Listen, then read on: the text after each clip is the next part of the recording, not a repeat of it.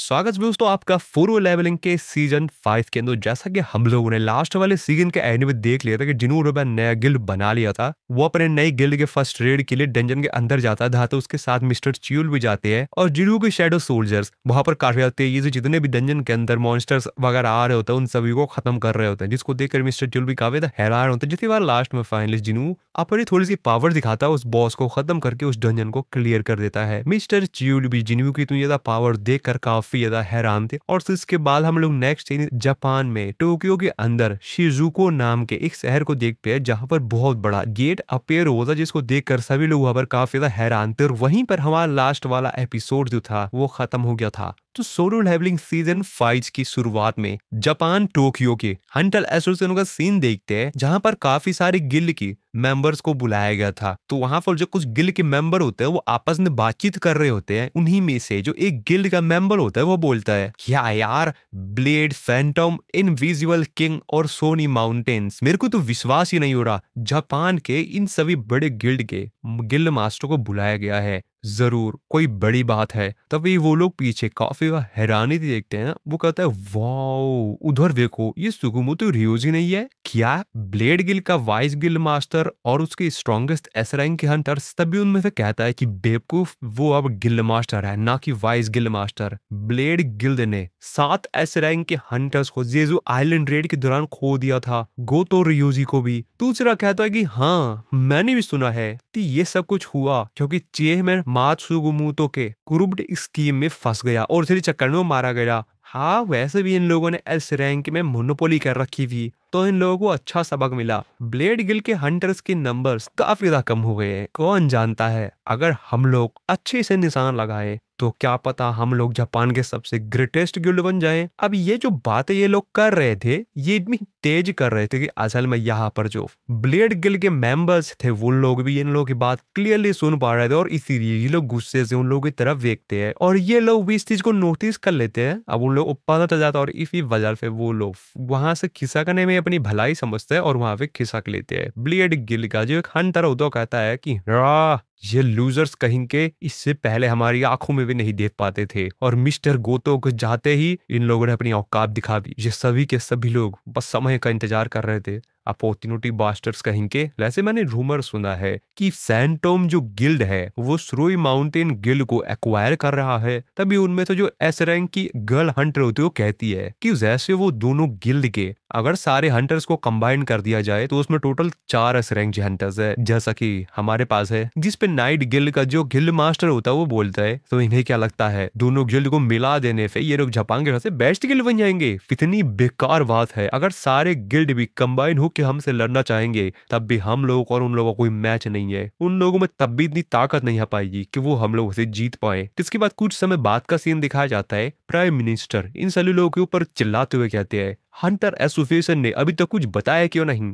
Tokyo के बीचों बीच एक एस रैंक का गेट अपेड हो गया है और तुम लोग मेरे से कह रहे हो कि एसोसिएशन ने अभी तक वहां पर किसी प्रकार का कोई मेजरमेंट नहीं किया है। मेरे को सच बताओ, अगर वो डंजन ब्रेक हो गया तो क्या होगा? तो वहां पर जो गिल्ड का मेंबर होता है वो बोलता है, यहाँ तक कि एस रैंक के हंटर्स भी इतने ज्यादा ताकतवर नहीं है कि वो एक एस रैंक के गेट को क्लियर कर पाए, लेकिन नेशनल लेवल हंटर कर सकता है। वहां पर बैठा एक और हंटर वो बोलता है कि प्राइम मिनिस्टर, आपने यहाँ पर जापान के जितने भी बड़े गिल्ड है उनके सभी गिल्ड मास्टर को बुलाया है, तो प्लीज आप इस प्रकार के क्वेश्चन से ना पूछें। हम सभी लोग जानते हैं कि आखिरकार जेजू आइलैंड रेड पर क्या हुआ और हम लोग को मालूम है कि आगे क्या हो सकता है। बगल में बैठा एक और हंटर, इन सब चीजों से कोई भी फर्क नहीं पड़ता है। हम लोग कुछ भी कर ले, सिचुएशन से बाहर तो नहीं आ पाएंगे, किसी पर कोई बस नहीं कर पाएंगे। हम लोगों को अपने दूसरे प्लान पे बातचीत करनी चाहिए। तो कैसा रहेगा कि अगर हम लोग थॉमस एंड्रे को हायर करें? तो तभी वहां पे बैठा जो अकाउंटेंट होता है वो कहता है कि तुम्हें क्या लगता है हमारी कंट्री के पास अभी भी इतना फंड है, इतने पैसे है कि वो इस प्रकार के हंटर को हायर कर सकते हैं? और दूसरी तरफ अभी हम लोग करेंटली पूरी दुनिया में जितने भी हंटर्स है उन सभी को ढूंढ रहे हैं, और जैसा कि हर जगह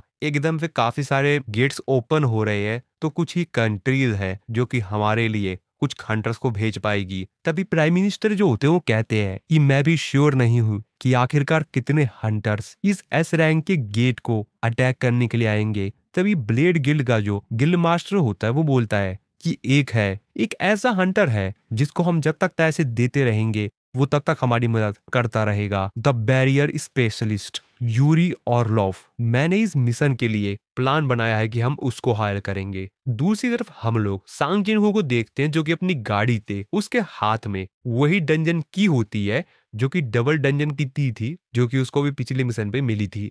वो अपने आप से कहता है कि मैं तो विश्वास ही नहीं कर पा रहा हूँ यार, मैं 101 लेवल पे पहुंच गया हूँ और मेरे को लेवल 100 पे कार्डनन टेम्पल के लिए की मिल रही है और मेरे जितने भी जॉब स्पेसिफिक स्किल्ड है वो सभी की सभी लेवल 101 पे पहुंच गई है। मेरे को तो ये जानने में बड़ी दिलचस्पी है यार कि आखिरकार 102 लेवल पे क्या होगा। वो अपनी गाड़ी को पार्क करके बाहर आ जाता है, अपने मन में सोच रहा होता है कि यार वैसे यूजिन इतना सब कुछ अपने दम पे क्या हैंडल कर ले रहा होगा। तभी साइड में वो मिस चाइन को देखता है जो कि वहां से जा रही होती है और वो जिन्वो को देखते ही वहां से भाग रही होती है, लेकिन जिन्वो उनको देख लेता है और अपनी स्पीड स्किल का इस्तेमाल करके काफी ज्यादा तेजी से उनके पास जाता है। जिन्वो मिस चाइन से बोलता है कि आखिरकार तुम मेरे को देखकर भाग क्यों रही थी और तुम मेरी ऑफिस के पास क्या कर रही हो। मिस चाइन तो उसको देख कर काफी ज्यादा डर गए होते हैं। वो कहते हैं हाँ हाँ मैं अपनी गाड़ी तुम्हारे पार्किंग लॉट में भूल गई थी तो मैं बस वो लेने आई हूँ। जिन्टू कहता ओ ये बात है। वो अपने मन में सोच रहा था ओ यार, अरे यार ये तो मैं भूल ही गया कि जब मैंने अपने शैडो एक्सचेंज स्किल का लास्ट टाइम इस्तेमाल किया था तो ये अपनी कार यही भी भूल गई।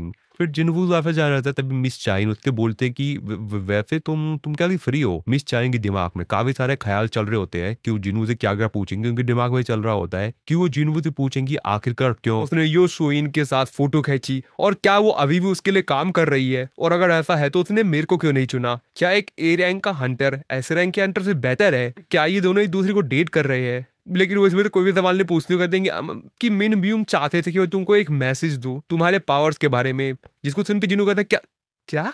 तभी वो मिस शाइन से पूछता है कि एक मिनट क्या क्या किस चीज के बारे में बात कर रही हो, चलो हम ऊपर जाके बात करते हैं।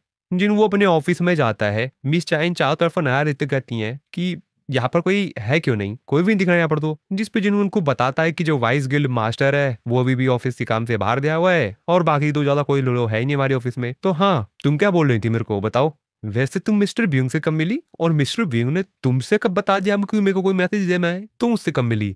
निस चाइल्ड को बताती हैं कि मैंने आवाज सुनी थी, मैंने कल रात एक आवाज सुनी थी जिस पे उसको सारी स्टोरी बताती हैं। मिस चाय जिन्वो को बताती हैं कि मिस्टर ब्यूंग उससे कह रहे थे कि तुम जिन्वो को बता देना कि उसके अंदर ही जो पावर्स है वो उससे केयरफुल रहे। किसी ने मेरे को अंतहीन अंधेरे में से बाहर निकाला पर मुझे ऐसा लगा कि मैंने अपने आप को ही खो दिया है, मैं कुछ हुई नहीं। हालांकि मेरे सारे फैंसीज होश में था लेकिन मेरे को ऐसा लग रहा था कि जैसे मैं मानो गुलाम बन गया हूँ और मानो ऐसा लग रहा हो कि मैं सिर्फ सिर्फ उसकी सेवा करने के लिए ही रिबॉर्न हुआ हूँ। लेकिन सबसे भयानक आश्चर्य वाली बात तो ये थी कि मुझे ऐसा लग रहा था कि मैं काफी ज्यादा खुश हूँ उसका गुलाम बनकर। उसकी पावर बहुत ज्यादा ताकतवर थी और काफी डरावनी थी। तो तुम उसको इस बारे में जरूर बता देना। याद रखना सांग जिनवू की जो असली आर्मी है उसकी जो ट्रू आर्मी है। और वो सीन वहीं पर कट बुलाता है। तो दोस्तों एक्चुअल में सांग जिनवू एक और नए डंजन में आया हुआ था जहां पर वो ये सब बातें याद कर रहा था कि किस तरीके से वो जब अपने ऑफिस में गया था तो वहां पर मिस चाइन आई थी और फिर उन्होंने सारी बातें बताई थी। तो जिनवू इस समय डंजन के अंदर बैठकर खाना खा रहा होता है और ये सब बातें याद कर रहा होता है। वो सोच रहा होता है कि यार क्या सही में उन्होंने जो कहा था वो सब कुछ सच था, क्या सच में मिस्टर ब्यू ने उससे ऐसा कुछ कहा था। पर फिर भी आखिरकार मेरे पावर की सोर्स क्या है, मेरी पावर कहाँ से मिलती है मेरे को।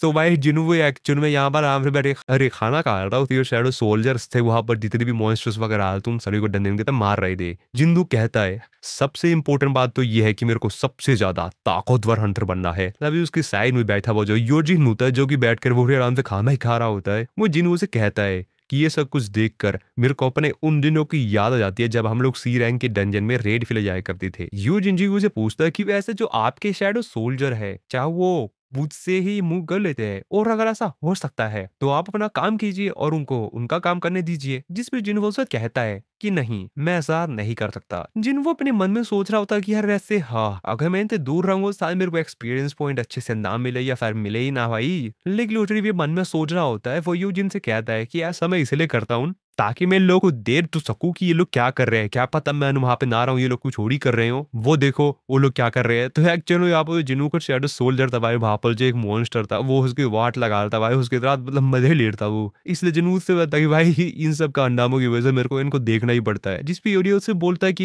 ये सब छोड़िए, वैसे आपकी सिस्टर क्या कर रही है इस समय, क्या वो सही है। जिन वो उसको बताता है कि हाँ वैसे तो अभी वो सही है, बट डॉक्टर उसको कहता है थोड़ा सा और आराम कर ले। वैसे जो मेरा सबसे भरोसेमंद शैडो सोल्जर है वो उसका ध्यान रख रहा है, तो डरने की कोई बात नहीं है, वो टोटली सेफ है। लेकिन जिनवू तो अपने ख्यालों में सोचा होता है कि यार नहीं हो यार, अगर मेरे को ये ख्याल आया ये तो अरे हाँ यार मेरे को देखना चाहिए। तभी जिनवू अपनी आंखें बंद करता है, तो एक्चुअल में जिनवू यहाँ पर अपने जो शैडो प्रिजर्वेशन स्किल है उसी का इस्तेमाल करता है, और उसमें जो शेयर्ड सेंस होती है उस इफेक्ट का इस्तेमाल करके वो अपने जो शैडो सोल्जर्स है वो लोग क्या देख रहे हैं वो भी जिनवू देख सकता है अपनी आंखों से ही। तो जिनवू यहाँ पर बैठा हुआ है, उसमें शैडो सोल्जर्स कहीं पर भी हो, वो इस स्किल का इस्तेमाल करके अपने शैडो सोल्जर्स की आंखों में देख होता है कि वो एक्चुअल में क्या देख रहे हैं। जिनवू चाहता है कि चलो देखते हैं कि आखिरकार जिन्हा क्या कर रही है। तो जिनवू अपने सबसे ज्यादा भरोसेमंद शैडो सोल्जर बेरू की आंखों में से दिखता है। तो बेरू के सामने का नजारा देखकर जिनवू भी काफी ज्यादा हैरान हुआ था। वो कहता जी ये क्या चल रहा है, जिसके बाद जिनवू उसकी आंखों में फिर नीचे देख कर तो कहता ओ तो जिन्हा सो रही है। और बेरू इस तरीके से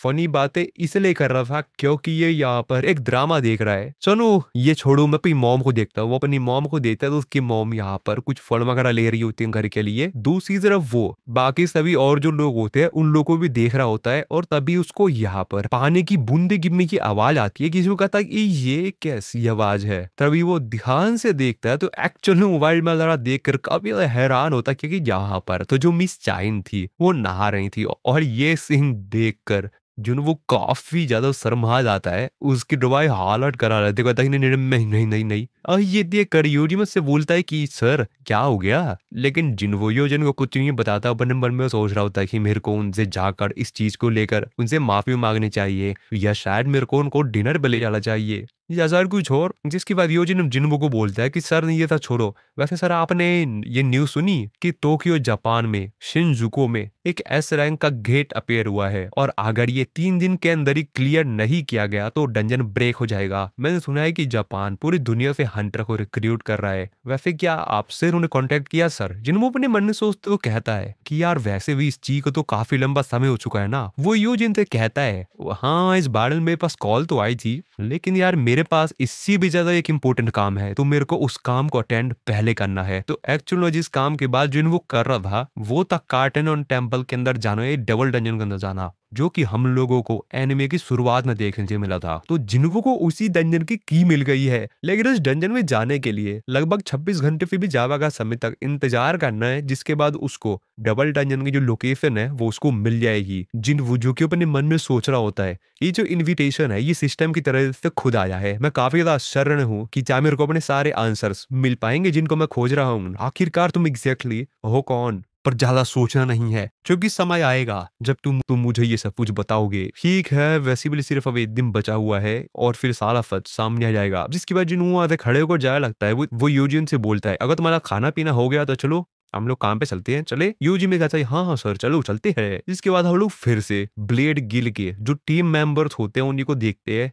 तो इन लोग के पास जो एस रैंक का हंटर यूरी ओरलोफ था वो आ जाता है। वो अपना इंट्रोडक्शन देते हुए इन लोगों से कहता है कि मेरा नाम यूरी ओरलोफ है। तो वो लोग वैसे मेरे को पहले से ही जानते होंगे, पूरी दुनिया में लोग मेरे को बेस्ट सपोर्टेड टाइप हंटर के तौर पर जानते हैं। वैसे मेरे को थोड़ा समय मिल गया था, ब्लेड गिल ने जो मेरे को फाइल्स देखी थी मैंने थोड़ी बहुत पढ़ी है, और उसी को पढ़ने के बाद मैं कह सकता हूँ वैसे काफी भाई स्मार्ट आइडिया था कि तुमने सभी सिटीजन्स को वहां से बाहर निकाल लिया। वैसे तुम लोगों को देखने से ऐसा लगता है कि तुम्हारे पास मैन पावर नहीं है। क्या वैसे ये तथ्य है कि जापान इस मिशन के लिए सिर्फ 7 एस रैंक के हंटर्स को भेज रहा है। ब्लेड गिल्ड का जो गिल्ड मास्टर होता है वो कहता है कि हाँ हर गिल्ड से जो एक एस रैंक का हंटर है वो बाकी सभी जितने भी ए रैंक के गेट पूरे जापान में अपीयर होंगे उस चीज को देखेगा, उस चीज को ध्यान रखेगा। और फिर सेम हमारे गिल्ड के ऊपर भी लागू होता है। तो हमारे गिल्ड में से हम 3 ही जाएंगे जो कि इसमें पार्टिसिपेट करेगा, और जो बाकी एक एस रैंक का हंटर है वो बाकी लोगों की हेल्प करेगा। जिसमें वो कहता है कि अरे नहीं नहीं नहीं नहीं ऐसा मत करो। आखिरकार तुमने ये एक्सपेक्ट भी कैसे कर लिया कि इस प्लान के दम पर तुम अपनी कंट्री को प्रोटेक्ट कर पाओगे। तो ठीक है मेरे को चाहिए $3.6 बिलियन इस काम के लिए, यानी कि $10 मिलियन पर डे। और मैं तुमको उस गेट से बचाऊंगा जब तक तुम चाहोगे। अब ये बात सुन के तीनों को तीनों जो यहाँ पे हंटर होते हैं भाई काफी ज्यादा हैरान होते हैं। ब्लेड गिल कम गिल मास्टर कहता है वेट क्या, $10 मिलियन पर डे? हाँ, टोटल $3.6 बिलियन पूरे 1 साल के लिए, और तुम्हारी कंट्री बच जाएगी। और वैसे भी मैं तुमसे $36 बिलियन नहीं मांग रहा हूँ। थॉमस एंड्रे जो तुमसे चार्ज करेगा उससे ये बहुत ही ज्यादा कम है। तभी साइड में खड़ा जो हंटर जिसका नाम मिनोरू होता है वो दूसरी हंटर केन्या पे बोलता है, केन्या क्या तुमको कुछ रसियन आती है? आखिरकार ये नफेड़ी एग्जैक्टली कह क्या रहा है? इस पे केन्या सु कहती है कि नहीं मेरे को श्योर नहीं है, लेकिन फिर भी ये जो बोल रहा है मेरे को इसकी आवाज से ऐसा लग रहा है कि कुछ तो गड़बड़ है। जिसके बाद यूरी कहता है तो क्या सोचा है तुमने? तो तुम एक नेशनल हीरो को हायर करोगे $10 मिलियन पर डे पे, या तुम्हारी कंट्री गिव अप कर सकती है कुछ पैसों को बचाने के लिए?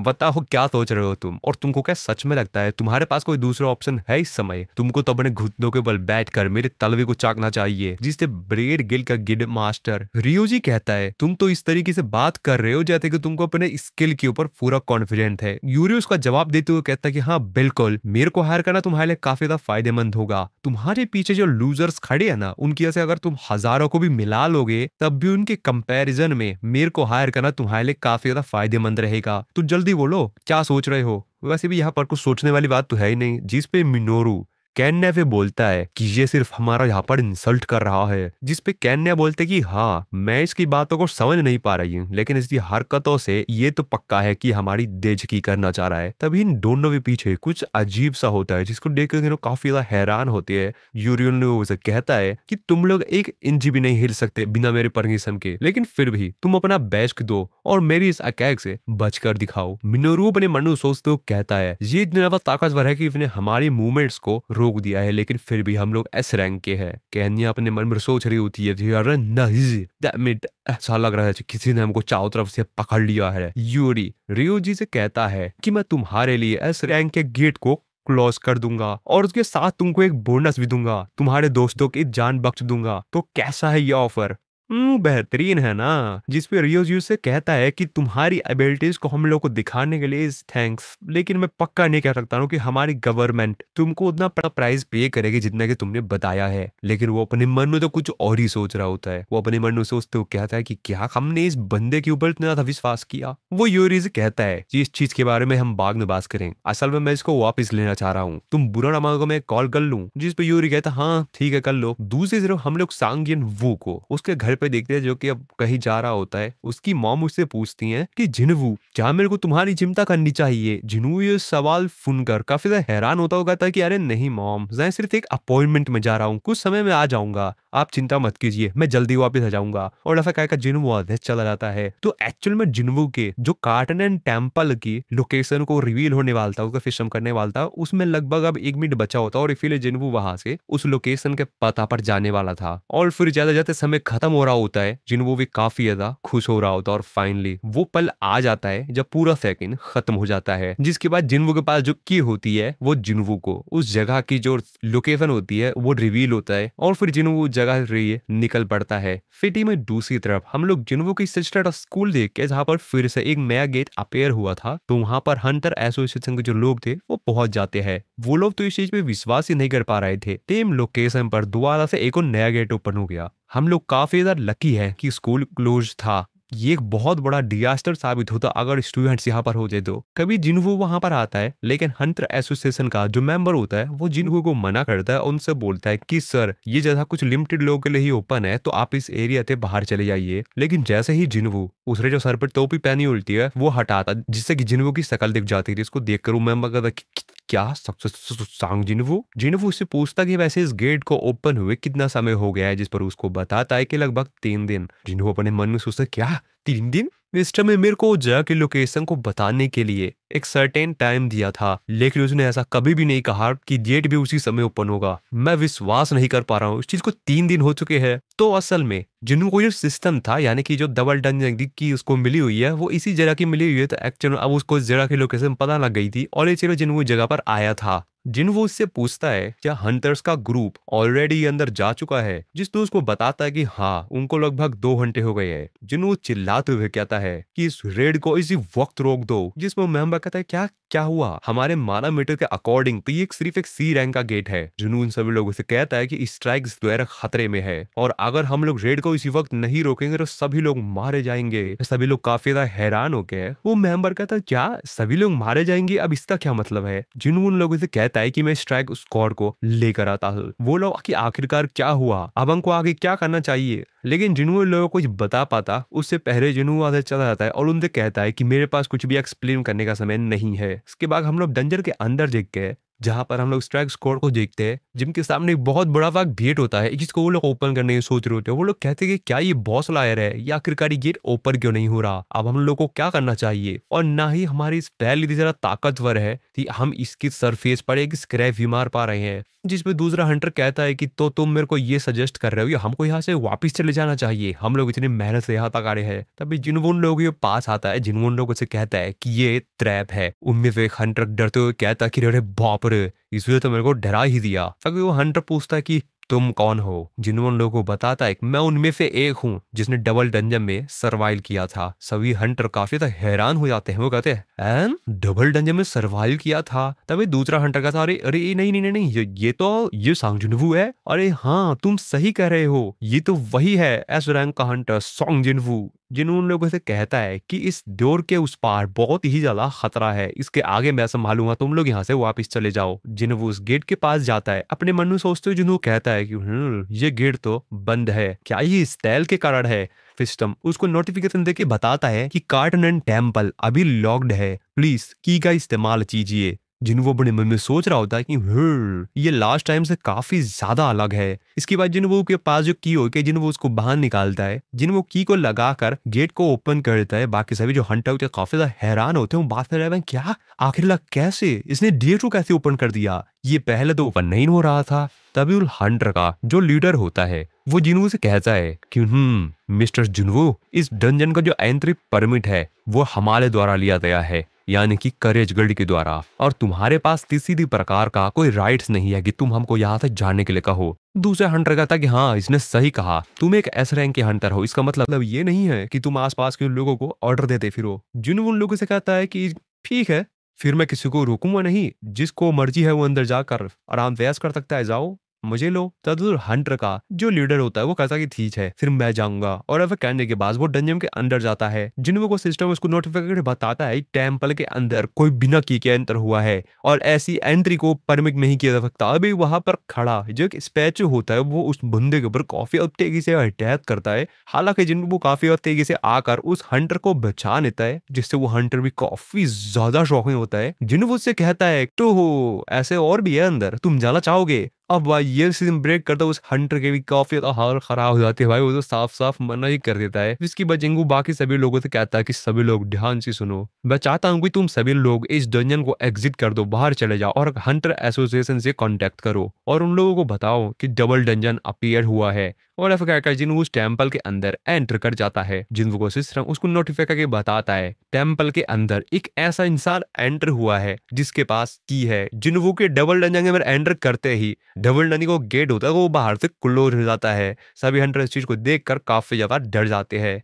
जिन्वू आस पास की सभी चीजों को देखता है जो कि सेम ही थी जैसा कि उसने फर्स्ट टाइम इसको देखा था। जिन्वू कहता है कि ये वही जगह है जहां से ये सब कुछ शुरू हुआ था। आखिरकार फाइनली मैं वापस आ गया, लेकिन इस बार काफी चीजें अलग है और मेरे शरीर की जो हड्डियां है वो भी इस चीज को महसूस कर सकती है। और ये जो स्टैचूज है ना तो ये कभी बेस्ड थे और ना ही कभी जीवित थे, ये तो सिर्फ पपेक्स है। और इस रूम के अंदर सिर्फ एक ही है जो कि माना रेडिएट करता है। इसके बाद जिन्वू वहां पर लगा जो एक स्टैचू होता है जिस पर इस टेम्पल के रूल्स लिखे हुए थे उसके पास जाता है। जिन्वू उसी तरफ देखते हुए कहता है कि वो तुम ही हो ना जो उन सबको कंट्रोल करता है, तो क्या तुम अपना मुंह बंद ही रखने वाले हो? तुम्हें नहीं लगता कि जवाब देने का समय आ गया है? और जिन्नू के ऐसा कहते ही उसके सामने जो बहुत बड़ा स्टैचू होता है वो एक बहुत भयंकर स्माइल देता है और जिनवू से कहता है आखिरकार तुमने ये कर दिखाया। दूसरी तरफ हम लोग यूरी को देखते हैं जो कि एयरपोर्ट पे पहुंच जाता है। सभी लोग उसको देखकर वहां पर उसकी फोटो खींचे न जाता है क्योंकि ये एक नेशनल लेवल का हंटर है, तो काफी ज्यादा फेमस है और इसीलिए सभी लोग इसकी सेल्फी लेने लग जाते हैं। वो उन लोगों को साइड हटाते हटाते वहां से आगे जा रहा होता है, लेकिन तभी लोग उसको घेर कर उससे कुछ सवाल पूछने लगते हैं। वो कहते हैं कि मिस्टर यूरी, तो क्या आप इस गेट को ब्लॉक करने का टर्न बना रहे हैं? जो स्ट्रेटेजी आप हरदम अपनाते हैं, क्या उसी से आप इस गेट को ब्लॉक करेंगे?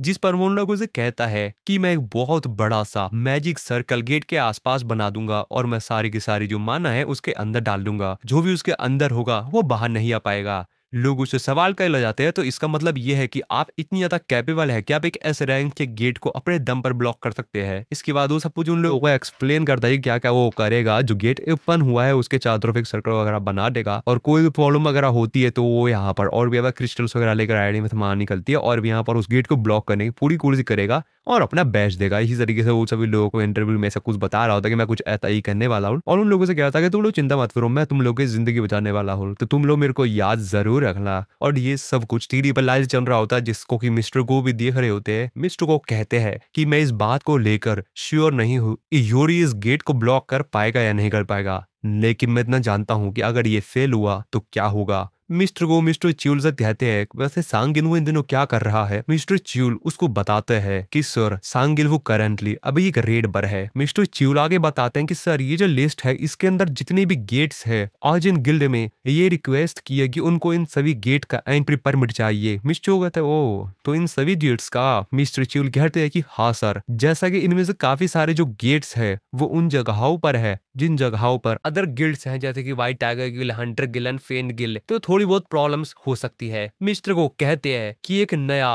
वन मैन गिल्ड वो एक मेजर गिल्ड जितना पावरफुल है, जितना ज्यादा बेहतरीन है ना। मिस्टर च्यूल भी कहते हैं कि हाँ सर सही कहा आपने। मिस्टर को कहते हैं कि वैसे अर्जुन गिल्ड ने कुछ और बोला। मिस्टर च्यूल उनको बताते हैं कि हाँ उन्होंने कहा था कि आसपास जो गेट्स है उनका ध्यान रखे, वो उन गेट्स पर अगले हफ्ते जाएंगे, लेकिन उन्होंने कुछ खास रीजन तो बताया नहीं। मिस्टर को कहते हैं पर कोई नहीं, ये उतनी बड़ी प्रॉब्लम्स भी नहीं है।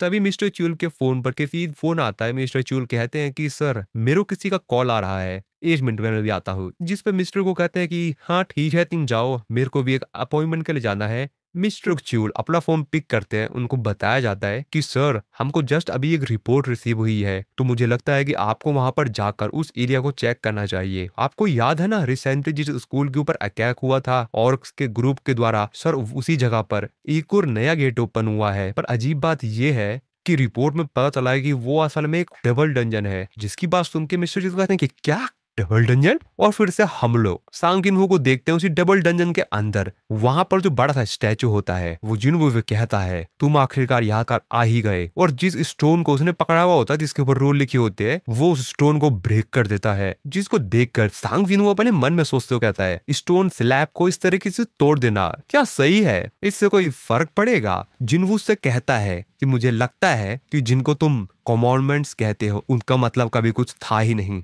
जिसने वो कहता ओ तो क्या इसका मतलब कुछ था, लेकिन इससे कोई फर्क नहीं पड़ता। जिनवू कहता है कि क्या तुम वही हो जिसने कि मेरे को यहाँ पर बुलाया है? वो कहता है कि हाँ। जिनवू से बोलता है कि क्या तुम कोई मैजिक बीस्ट हो? जिस तो उसको रिप्लाई देते हो कहता है कि तुम क्वेश्चन ही गलत पूछ रहे हो, तुम मेरे से पूछ रहे हो कि मैं कौन हूँ, तुम्हें इसकी जगह पर ये पूछना चाहिए कि तुम कौन हो। तो ठीक है, अब ये तुम्हारा एक फाइनल टेस्ट है। अगर तुम इस टेस्ट के एंड का अपने दम पर खड़े रहे तो मैं तुमको सब कुछ बताऊंगा जो तुम चाहो, और यही वो रिवॉर्ड होगा जो मैं तुमको दूंगा। इसके बाद वहां पर आसपास जितने भी स्टैचूज होते हैं उन सभी को वो ऑर्डर देता है और वो सभी लोग जिन्वू की तरफ बढ़ने लग जाते हैं। जिन्वू भी अपने शैडो सोल्जर्स को वहां पर बुलाता है, लेकिन ये क्या, वो लोग तो आता ही नहीं है। अब ये देखकर जिन्वू भी काफी ज्यादा हैरान होता है। जिसके बाद वो जिन्वू को बताता है कि ये सब काम नहीं करेंगे, ये टेस्ट है तो इसमें चीटिंग अलाउ नहीं है। जिन्वू का सिस्टम भी उसको नोटिफाई करके बताता है कि ये फाइनल टेस्ट है और इसके अंदर जॉब स्पेसिफिक जितनी भी स्किल्स है वो अलाउड नहीं है। जिस पर डबल डंजन का जो बॉस होता है वो जिन्वू से कहता है कि तुम ही हो सिर्फ जिसे मैं चाहता हूँ, मेरे को तुम्हारे सर्वेंट्स की अवेलिटी से घंटा फर्क नहीं पड़ता। और साथ ही में जिन्वू इस रूम से जब तक इस फाइनल टेस्ट को कंप्लीट नहीं कर लेता है वो इस रूम को छोड़ के भी नहीं जा पड़ता है। जिन्वू कहता है ओ तो कुछ ऐसा है ये सब, मुझे नहीं लगता कि मेरे पास जो ताकतें हैं उनमें से सारी ताकतें ही यूजलेस है। कुछ चीजें तो है जो मैं इस्तेमाल कर सकता हूँ, मैं अभी भी अपनी इन्वेंट्री को इस्तेमाल कर सकता हूँ, और अगर ऐसी बात है तो मैं इन सभी को अपनी स्ट्रेंथ के दम पर ही हरा सकता हूँ। और तभी उनमें से ये बहुत बड़ा सा स्टैचू होता है, वो जिन्वू के ऊपर अटैक करता है, लेकिन जिन्वू उसके ऐसे स्वॉर्ड को अपने स्ट्रेंथ के दम पर ही रोक लेता है और तोड़ देता है, और काफी ज्यादा तेजी जाता है और उसको एक पंच हिट करता है और फिर एक किक मार के जिन्वू उसको पूरी तरीके से तोड़ देता है। इसके बाद जिन्वू वहां पर आसपास जितने भी होते हैं उन सभी को मारने के लिए अपने इन्वेंट्री में से अपने डैगर को निकालता है और उन लोगों पर अटैक करके उनको खत्म करने लग जाता है। काफी ज्यादा तेजी जिन्वू आसपास जितने भी यहाँ पर बड़े बड़े स्टॉल से बने हुए ये स्टैट्यूज जो होते हैं उन सभी को जिन्वू काफी रहते हैं कि खत्म कर रहा होता है। हालांकि यहाँ पर वो काफी सारे थे, लेकिन जिन्वू फिर भी उन लोगों से जितने भी उनके हाथ में आ रहे होते हैं उन सभी को मारते हुए आगे बढ़ रहा होता है। जिन्वू ने बड़े मन में सोचते हुए कहता है कि सही है, इसी समय का तो मैं इंतजार कर रहा था, नहीं इसी दिन के लिए तो मैं जी रहा था। और ऐसा कहने के बाद फिर से जिन्वू यहाँ पर आसपास जितने भी इसके स्टैचूज होते हैं बड़े बड़े उन सबको डिस्ट्रॉय कर रहा होता है। डबल डंजन का बॉस जिन्वू से कहता है कि तुमने इंसान के शरीर के साथ काफी कुछ अचीव कर लिया है। जिन्वू कहता है कि जितने भी स्टैचूज है मैं इनकी मूवमेंट्स को देख पा रहा हूँ, इनमें से हर एक बहुत बहुत ही ज्यादा पावरफुल है, लेकिन फिर भी मैं ये कर सकता हूँ। डबल डंजन का बॉस भी काफी ज्यादा खुश हो रहा होता है। वो कहता है कि तुम्हारी ग्रोथ तो वैसे काफी ज्यादा इम्प्रेसिव है, काफी ज्यादा बेहतरीन है, लेकिन फिर भी तुम इस टेस्ट के लिए काफी ज्यादा जल्दी आ गई हो। तभी जो ये बोनाफाइड स्टैचू होता है जो कि अपनी आंखों में से माना इमिट करता है, माना फेंकता है ना, वो रंबल करने लग जाता है, यानी कि वो चलने लग जाता है और उसके सामने जो कुछ भी आएगा वो उसको खत्म करता हो जाएगा। इसके बाद वो बड़ा हुआ स्टैचू एक स्माइल देता है।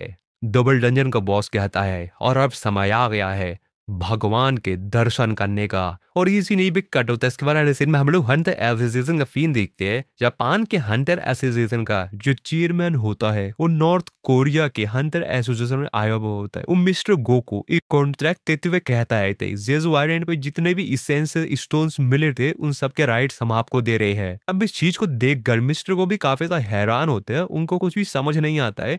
मिस्टर को उससे पूछते हैं कि आखिरकार क्यों, जिस पे आपको बताता है इसके बदले हम चाहते हैं कि हम सांग जिन वू को हायर करें। मिस्टर वो उससे कहते हैं कि मेरे को माफ कीजिएगा, लेकिन सांग जिन वू हंटर एसोसिएशन से किसी भी तरीके से एफिलिएट नहीं है। ईयरमैन मिस्टर को से कहता है कि मैं ये बात जानता हूँ, लेकिन फिर भी अगर हम लोगों को सांग जिन वू से कांटेक्ट बनाना है तो हम हंटर एसोसिएशन के हेल्प के बिना ऐसा नहीं कर सकते हैं। मैं आपसे ऐसा नहीं कह रहा हूँ कि आप हमारी उसके सामने बड़ाई कीजिए, हमारी तारीफ कीजिए, मैं तो बस आज से ये चाह रहा हूँ कि आप हमको एक चांस दीजिए ताकि हम उससे नेगोशिएट कर सकें। मिस्टर गो तो अपने मन में सोच रहे होते हैं कि यार मेरे को तो विश्वास ही नहीं हो रहा है, इतनी ज्यादा कीमती चीजों को ऐसे ही दे दिया सिर्फ सांगिरू से बात करने के लिए। पैर ने ऐसा इसलिए किया हुआ क्योंकि इनके पास इतनी पावर नहीं है कि रिसेंटली जो एस रैंक का गेट ओपन हुआ है ये लोग उसको ब्लॉक कर सके, और अब तो उन पास गो टू रियूज भी नहीं है। वैसे ये बेकार ऑफर नहीं है अगर सांग जिनवू के परफॉर्मेंस को देखा जाए तो, लेकिन इसके बाद मिस्टर को उससे कहते हैं कि आगे जो बातचीत है इस मैटर के ऊपर मैं बिना इंटरप्रेटर के करना चाहूंगा। मिस्टर गो की ये बात सुन के चेवन काफी ज्यादा हैरान होते हुए उनसे बोलता है कि क्या आप जापानीज जानते हो। मिस्टर गो उसको बताते हैं कि जब मैं यंग था तो मेरे फादर जापान में एक छोटा था बिजनेस चलाया करते थे। मिस्टर गोस से कहते हैं कि चेयरमैन मात्सुमोतो, अगर ये आपकी कोई दूसरी बेवकूफ भरी हुई ट्रिक है ना तो आपको मैं बता रहा हूँ, आप इसको इसी वक्त रोक दीजिए। ये बात सुन के चेयरमैन कहता है क्या क्या मतलब है आपका इससे। मिस्टर को कहते हैं मैंने रूमर सुना है कि ब्लेड गिल्ड से तुम्हारा बातचीत बंद हो गई है। चेयरमैन काफी हैरान होते तो कहता है क्या, तुम्हें कैसे पता। मिस्टर वो कहते हैं ये तो बड़ी ऑब्वियस सी बात है, ब्लेड गिल्ड ने जापान हंटर एसोसिएशन से फंडिंग लेने के लिए मना कर दिया और सिर्फ वो गवर्नमेंट की सब्सिडी ले रहे हैं। जापान हंटर एसोसिएशन को जब भी ब्लेड गिल्ड की जरूरत पड़ती थी तो वो उनको बुला लेते थे, क्योंकि तब गोटोरियोज ही था। उनको जब भी जरूरत पड़ती थी तो तुम सभी एस रैंक के हंटर्स को अपनी मदद के लिए बुला लेते थे, लेकिन अब नहीं। और अब तो शायद बहुत बड़ा पावर स्ट्रगल चल रहा है अब के ब्लेड गिल्ड में और जो पहले ब्लेड गिल्ड था, और हंटर एसोसिएशन का भी जो कंट्रोल था उनके ऊपर अब वो पूरी तरीके से खत्म हो चुका है। क्या ये सही है ना।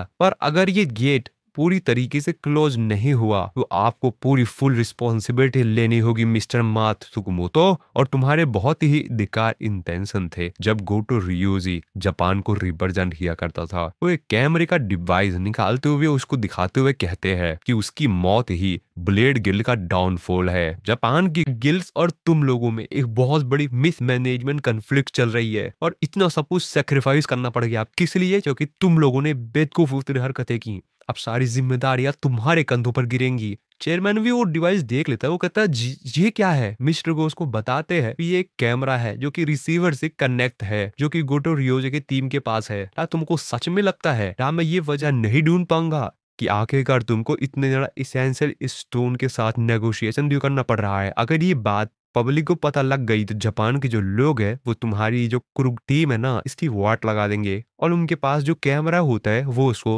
तोड़ देते हैं और उससे कहते हैं कि मैं इतना ज्यादा भी क्रूर नहीं हूं और मैं नहीं चाहता कि पूरी कंट्री, नहीं नहीं नहीं नहीं, पूरा एशिया सभी के ऊपर क्राइसिस आए। क्यों? क्योंकि सिर्फ एक इंसान की बेवकूफ की वजह से। तुम्हें तो मिस्टर सांगिन वू का थैंक्स करना चाहिए इन सब के लिए। इसके बाद फिर से डबल मीनिंग का सीन दिखाया जाता है जहां पर सांगिन वू वहां पर बचे हुए जितने भी मॉन्स्टर्स थे उन लोगों से फाइट कर रहा था, और उनके पीछे होता है वही बड़ा वाला स्टैचू जिसके आंख में से माना रेडिएट हो रही थी। जिन वो लोग की तरफ देखते हुए कहता है कि मेरे को काफी यार लेट हो चुका है इनके अटैक को डॉज करने में, तो इस समय मेरे को इस्तेमाल करना चाहिए। और वो अपनी यहाँ पर कमांडर टच का इस्तेमाल करता है जिसकी मदद से वो फिजिकली किसी भी चीज को कंट्रोल कर सकता है। जिन वो उन लोगों को अपने हाथ की मदद से पकड़ता है और उसके पीछे जो दूसरा पपेट होता है स्टोन का उसके ऊपर फेंक देता है और उन दोनों को खत्म कर देता है। और जिनबू के कमांडर टच का इस्तेमाल करते ही जिनू को जो सिस्टम होता है उसको नोटिफाई करके बताता है कि जो आपकी स्किल है कमांडर टच वो अपने फाइनल फॉर्म में अपग्रेड हो चुकी है, द कमांडर्स अथॉरिटी। बड़ा सा जो स्टैचू होता है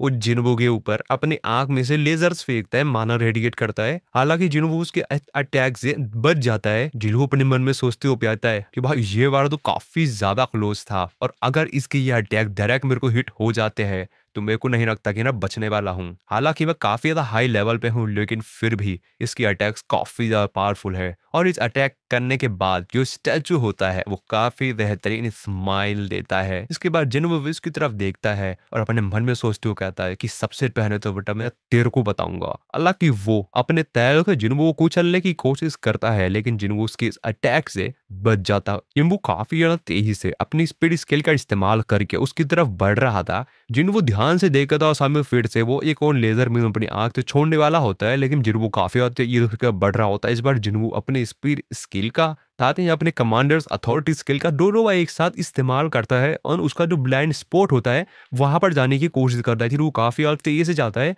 पिनवो अपने मन में सोच रहा होता है कि भाई इस बार तो जो मेरी ग्रेविटेशनल पुल है वो काफी ज्यादा स्ट्रांग हो गई है। मैंने अपने पावर का सिर्फ कुछ हिस्सा ही इस्तेमाल किया है लेकिन फिर भी ये काफी अच्छी तरीके से काम कर रहा है। शायद आप इसलिए हुआ होगा क्योंकि मेरी जो स्किल्स है वो काफी ज्यादा बिल्ड हुआ है। जिसके बाद वो उसके ब्लाइंड स्पॉट पर पहुंच जाता है। उसके पास डेमोन किंग का जो डैगर होता है वो उसकी हेल्प से काफी तेजी के उसके ऊपर कट मारता है, लेकिन उनसे तो कुछ भी फर्क नहीं पड़ता। बस थोड़े से स्क्रैच पड़े होते हैं जिसको देखकर जरूर अपने मन में सोच रहा था क्या डेमोन किंग का जो डैगर है वो किसी भी चीज को काट सकता है, लेकिन इससे तो सिर्फ इधर थोड़े से स्क्रैच ही लगे हैं और उसे तो कोई भी फर्क नहीं पड़ता। वो तो बस एक स्माइल दे रहा होता काफी बेहतरीन जिन्वो की तरफ। लेकिन जिन्वो भी कहाँ हार मानने वाला था। जिन्वो अपने मन में सोचते हो गया कि ठीक है अगर मैं इसको काट नहीं सकता तो मैं यहाँ पर ब्रूट फोर्स का इस्तेमाल करूंगा। जिन्वो उसके चेहरे के पास जाता है और ये भैंच के काफी ज्यादा तेजी से पंच मारता है और ये पंच काफी ज्यादा पावरफुल होता है। डबल डंजन का जो बॉस होता है वो जिन्वो को इस अटैक को देखते हुए कहता है कि मैंने कभी भी नहीं सोचा था कि मेरा जो सबसे बेहतरीन क्रिएशन है उसके खिलाफ इस प्रकार का अटैक का इस्तेमाल किया जाए। और जिन्वो रुक नहीं रहा होता है। ये पंच मारने के बाद वो उसको और भी पंच मारता है। जिन्वो अपने मन में सोचते हुए कहता है कि मैं तेरे को दिखाता हूँ ये असल में लेवल 103 का मतलब क्या होता है। तो इस ज्यादा गाल ज्यादा उसके चेहरे पर तो आंखें ये साइड तो भाई उसके चेहरे की वाट लगी होती है, उसकी हालत खराब हो गई होती है और भाई वो जमीन पर जाके गिरता है। इसके बाद जिन्वो भी नीचे आता है। अगल बगल जो पपेट होते हैं स्टोन के उसने जिन्वो को फिर से घेर लिया होता है। इसके बाद जिन्वो अपने कमांडर अथॉरिटी स्किल का इस्तेमाल करता है और उन लोगों को एक ही बार में खत्म कर देता है। जिन्वो ने यहाँ पर भी मॉन्स्टर्स होते हैं स्टोन के बने हुए पपेट्स वगैरह उन सबको खत्म कर देता है। जिन्वो अपने मन में सोचते हुए कहता है इस बैटल को मैं थैंक्स कहना चाहूंगा। मेरे को ऐसा लग रहा है कि ना और भी ज्यादा पावरफुल हो गया हूँ। अब इस चीज को देखकर जो डबल डंजन का बॉस होता है वो जिन्वो के लिए तालियां बजाता है और उससे कहता है कि काफी बेहतरीन। जिन्वो से कहता है कि तुम्हें अपना प्रॉमिस याद तो है ना। जिसकी बात सुनने के बाद वो काफी तेजी से हंसता है और जिन्वो से कहता है कि हाँ हाँ बिल्कुल, लेकिन टेस्ट अभी तक खत्म नहीं हुआ है। अब ये बात सुनने के बाद जिन्वो काफी ज्यादा हैरान होता है। वो कहता है तुम देख नहीं सकते, मैं अभी भी यहाँ पर हूँ। तभी जिन्हों का सिस्टम उसको नोटिफाई करके बताता है कि आपके पास जस्ट अभी एक अर्जेंट टेस्ट आया है। डबल डंजन का बॉस जिन्हों से कहता है कि मैं हूँ तुम्हारा फाइनल टेस्ट। जिन्हों का सिस्टम उसको बताता है 10 मिनट के अंदर आपको जो दिल है वो धड़कना बंद कर देगा अगर आपके सामने जो एनिमी है आप उसको नहीं हराते हैं। तो ये चीज देख कर जिन्हों कहता है क्या ये क्या मजाक चल रहा है, और टाइम डीएक्टिवेट हो जाता है। टाइम धीरे धीरे कर अब घट रहा होता है। डबल डंजन का बॉस जिन्हों से कहता है मैं तुमसे कहा था ना, ये तुमने मेरे से क्वेश्चन किया है वो बहुत ही ज्यादा मामूली क्वेश्चन है, लेकिन फिर भी मैं तुमको उसका जवाब दूंगा। तुम जानना चाहते हो ना कि आखिरकार मैं कौन हूँ? मैं इस सिस्टम का रचयिता हूँ, मैंने ही सिस्टम को बनाया है। तो क्या तुम मेरे जवाब से खुश हो? के बाद अगले सीन में हम लोग डबल डंजन का जो गेट होता है उसके बाहर हम लोग मिस्टर च्यूल को देखते हैं। तो इस जगह पर आ गए थे क्योंकि उनको यहाँ पर बुलाया गया था। हंटर एसोसिएशन के मेंबर्स जो कि यहाँ पर पहले ही से थे, उनमें से जो एक मेंबर होता है वो बताता है मिस्टर च्यूल को कि सर्विलेंस टीम के सभी लोग इस तरफ आइए। मिस्टर च्यूल जो कि यहाँ पर सर्विलेंस टीम में से कुछ लोगों को लेकर आए थे, वो अपने मन में सोचते हो कहते हैं कि मैंने किसी तरीके से जुगाड़ करके 7 एलाइड हंटर्स को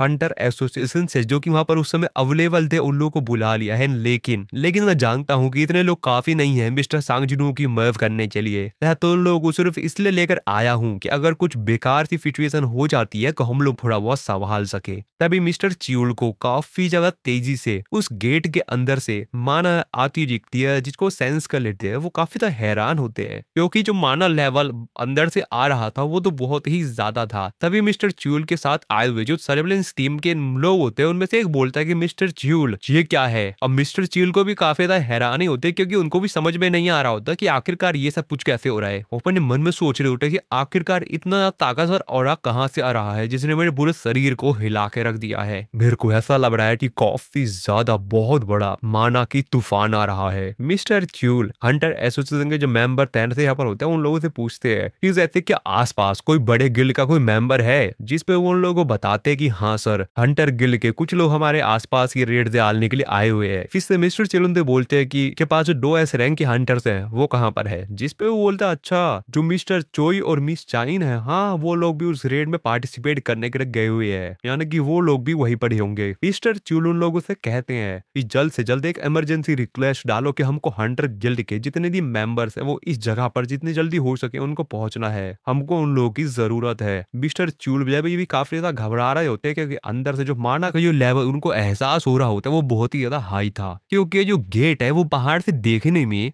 एक साधारण सा गेट लगता है, नॉर्मल सा गेट लगता है, लेकिन अंदर डबल डंजन है और इसीलिए उनको काफी ज्यादा डर लग रहा था कि आखिरकार क्या होने वाला है आगे। इस तरह फिर से हम लोग जिन्हों को देते हैं डंजन के अंदर। डबल डंजन का जो आर्टिटेक्ट होता है वो जिन्हों की तरफ काफी ज्यादा तेजी से बढ़ता है और जिन्हों के सीने में एक पंच मारने का ही आता है। हालांकि जिन्हों अपने हाथ से उसके पंच को रोक लेता है, लेकिन जो पंच की पावर थी वो काफी ज्यादा थी, जिस वजह से जिन्हों काफी ज्यादा दूर जाकर गिरता है। जिन्हों की हालत काफी ज्यादा खराब हो गई होती है क्योंकि इसका जो पंच था वो बहुत ही ज्यादा पावरफुल था। हालांकि जिन्हों बच गया होता है, लेकिन उसके जो पंच की पावर थी वो इतनी ज्यादा था कि जिन्हों काफी ज्यादा घायल हो गया होता है, उसके मुंह से खून निकल रहा होता है। इंजन का जो आर्ट अटैक होता है वो फिर से जिन्हों की तरफ अटैक करने के लिए काफी और तेजी से बढ़ता है, लेकिन जिन्हों उसको देख लेता है और उसने जो अटैक किया होता है फिर से अपने हाथ की मदद से उसको रोक लेता है। वो जिन्हों से कहता है कि काफी बेहतरीन, बहुत बेहतरीन, मैंने किसी ने उम्मीद की थी, तुम तो उससे भी ज्यादा बेहतर हो गए हो, लेकिन इससे कोई भी फर्क नहीं पड़ेगा। और जिन्हों को फिर से वो काफी तेजी से एक पंच मारता है, जिन्हों फिर से काफी दूर जाता है। हालांकि जिन्हों नीचे नहीं गिरता, वो अपने आप को बैलेंस बना लेता है, लेकिन फिर भी जिन्हों उसके पंच से काफी दूर चला गया होता है। इस टाइम का जो आर्ट अटैक होता है वो जिन्हों से कहता है कि कौन जानता था कि एक इंसान से लड़ने में इतना ज्यादा मजा आएगा। मैंने अपने हजारों साल की जिंदगी में कभी एक बार भी ऐसा नहीं सोचा था कि एक इंसान इतना ज्यादा काबिल हो जाएगा कि वो मेरे से लड़ेगा। मेरा अपोनेंट इंसान होने के बावजूद भी इतना ज्यादा पावरफुल होगा। ये तो काफी मजेदार है। जुनवू जो कि काफी ज्यादा घायल हो गया होता है,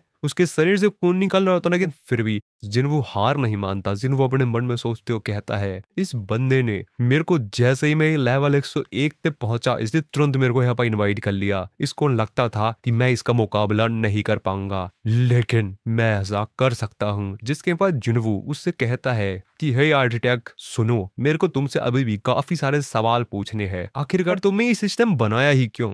और तुमने मेरे को प्लेयर के तौर पे क्यों चुना, और अभी इस दुनिया के साथ क्या हो रहा है। जिस तरह वो आर्किटेक्ट जिन्वो की तरफ काफी ज्यादा तेजी से बढ़ रहा होता है और उससे कहता है कि क्या तुम ये सब कुछ जानना चाहते हो, मैं देख सकता हूँ। शायद तुम ऐसा सोच रहे होगे कि अगर तुम मेरे को मार दोगे तो तुमको तुम्हारे सवालों का जवाब कैसे मिलेगा। जिन्वो भी देख लेता है वो उसी की तरफ बढ़ते हुए आ रहा है उसके ऊपर अटैक करने के लिए, जिसके बाद जिन्वो भी उसकी तरफ बढ़ता है। जिन्वो अपने मन में सोचते हो कहता है अगर मैं इसके क्लोज आके लड़ाई करूंगा तो ये मेरे लिए एक बहुत बड़ा डिसएडवांटेज हो सकता है। इसके पास जिन्वो अपना कमांडर अथॉरिटी स्किल को एक्टिवेट करता है और उसका इस्तेमाल करता है। आर्किटेक्ट जिन्वो से कहता है कहीं तुम ऐसा तो नहीं सोच रहे हो ना कि तुम दूर जाके मेरे ऊपर अटैक करोगे, सीधे रो कोई भी फर्क नहीं पड़ेगा, ये सब बेकार है। फिर वो अपने मन में सोचते हुए कहता है कि ये वही स्किल का इस्तेमाल कर रहा है जो कि मैं कर रहा हूँ, तो इसका मतलब ये है कि लॉन्ग डिस्टेंस के ऊपर अटैक करना बेकार है, इससे कोई भी फर्क नहीं पड़ेगा। आर्किटेक्ट जिन्वो से कहता है इससे कोई भी फर्क नहीं पड़ेगा कि तुम मुझे मारोगे या नहीं, तुमको जो जवाब मिलेगा